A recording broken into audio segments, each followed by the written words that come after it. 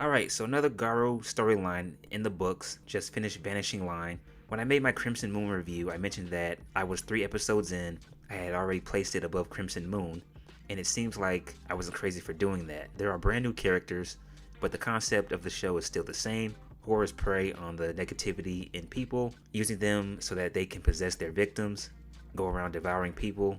Then you have Makai Knights and Makai Alchemists to stop them. The storyline revolves around one of the main characters named Sophie Hennis to finding this place called El Dorado. And spoiler alert, it's not the happy Disney version. She believes her brother is there. While she is looking for answers, she meets up with his fortune teller, who was a horror, and tries to eat her. Trying to escape the golden Makai Knight named Sword shows up to save her. Then there is this epic battle between Sword and the horror. Sword ends up killing the thing.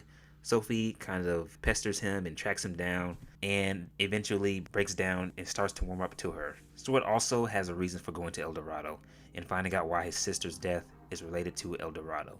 That's pretty much the main reason as to why he decides to help Sophie. She's trying to go to El Dorado. Sword is about 6'8". If he isn't, he looks it. Big Jack dude, has the typical badass look. He loves boobs. Every time he sees a nice set, he'll pray and say thank you for this bounty. Always in a good mood, dedicates himself to protecting people. His comrades, Luke and Gina. Luke is one of those quiet characters with a terrible background, an introverted Makai alchemist whose parents trained him to fight horrors. It sounds like I'm saying horrors. Horrors. Luke fights just like his mother, Adelaide, does by killing horrors with firearmed weapons, not ordinary firearms. These magical, powerful Makai alchemist guns. He fights like his mother because his father Christopher, who was once a Silver Knight, trained him how to wield a sword and to become a Silver Knight as well. Despite all the hard work Luke put in to become stronger at becoming a knight, he abandoned the sword because his father ended up killing his mother. Christopher, formerly known as the Silver Knight, eventually became a dark Makai Knight, and the way these knights look so fucking cool. Anyway, Christopher is a pretty cold character. I'm watching the show thinking maybe he'll show some remorse for what he did. Maybe he'll kind of have some father to son moment with Luke, but no, that was never the case. He believes in strength and nothing else. Becoming strong, taking on strong opponents so he can learn something from his battles to help him become stronger as a fighter. He ends up working with these horrors, named the Bishop and Miss Queen. They are the ones that ends up tricking Sophie's brother Martin, using his vision and giving Sophie a safe and happy life against him. Martin wants to create this technology-based world where everything is convenient and perfect. He is writing these articles trying to get his message out there for people to see, but no bites. Then they send him this fake email having Martin come and meet them, offers that they will help him create his vision unless he agrees to be their king wearing this ring, which apparently can affect the person's actions. But Martin thinks that he has created this vision, this perfect world. He doesn't realize what is really going on outside. He doesn't realize the amount of people that are being murdered because of El Dorado. It's funny how they made this character wanting to create this technology perfect world because that's kind of where we're headed in real life. I mean, look at these virtual goggles that are being sold to where you can, play for the Dallas Cowboys and lead them to a Super Bowl. The horrors are using Martin until the owner of the ring comes. The owner is actually the king of horrors. His plan is to create this El Dorado project called EldoNet. It allows him to digitalize all souls into the net. Once he does that, he can devour the bodies of human beings along with their souls in the comfort of his digital world. Then there's Gina, another Makai alchemist. She's the pretty one with a massive rack, of course. I'm not hating on it, but I love titties. It's just the fan service nowadays is just starting to get more and more ridiculous. Like, why give her like 36 double D's? Why can't you just make her into this good looking woman with a normal sized chest? But of course her chest has to look like it's about to pop right out of her shirt.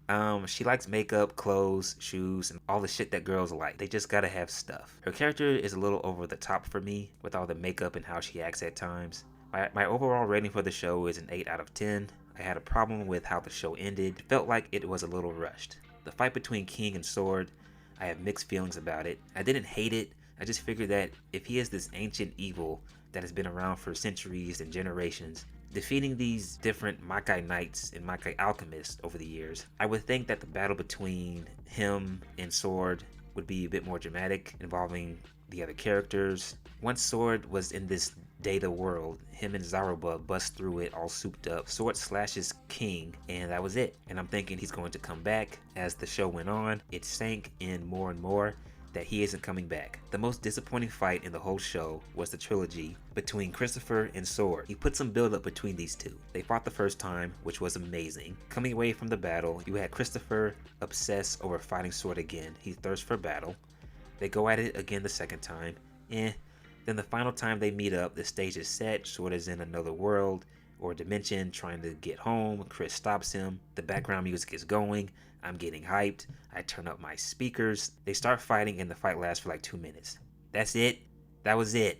I was so disappointed. Like, they're battling, and then all of a sudden Sword ends up stabbing him through his torso. The show was 24 episodes long.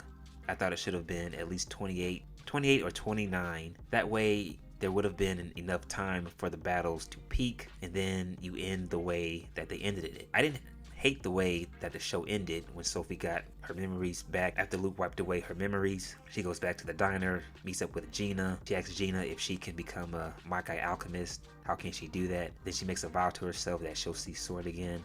And then Sword comes out of the bathroom and they stare at each other, and he's like sorry and goes back to the bathroom. I thought that was kind of funny, but I didn't hate the way the show ended. I just thought the battles were disappointing. And the cornball dialogue between the characters ramped up to about 9. There was already some cornball dialogue in the show. I'd say it was already at a 4, and then all of a sudden it got cranked up to a 9. And look, I get it. You gotta have those moments to where the character is crying and showing or expressing pain and sadness and whatever. But when it starts to be like, I fight for the people and I am the light and I believe in my friends, and you start to hear that shit too much, too often, it's like, okay, tone it down. Just tone it down. But those are my only complaints. Disappointing battles, the cornball dialogue. Besides that, the show is still good. Mappa continues to be consistent with how they animate these shows, at least from the ones that I've watched. I like how the horrors were anything that you wouldn't expect them to be. When I say that, I mean there was this one horror. It sounds like I'm saying horror, who was the movie theater. It would trap people if they sat in a certain seat, use their memories against them.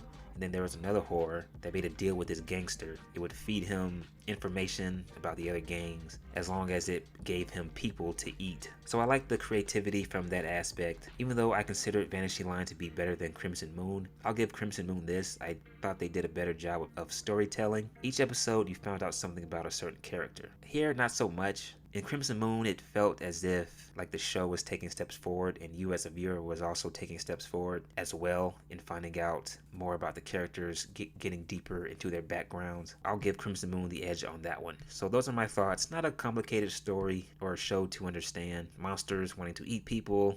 Then you got people who are brave and courageous and powerful trying to stop the monsters. I do anime reviews, AMVs, compilations, post random clips, whatever. Just anime content in general. So please like and subscribe. That is it. I am out.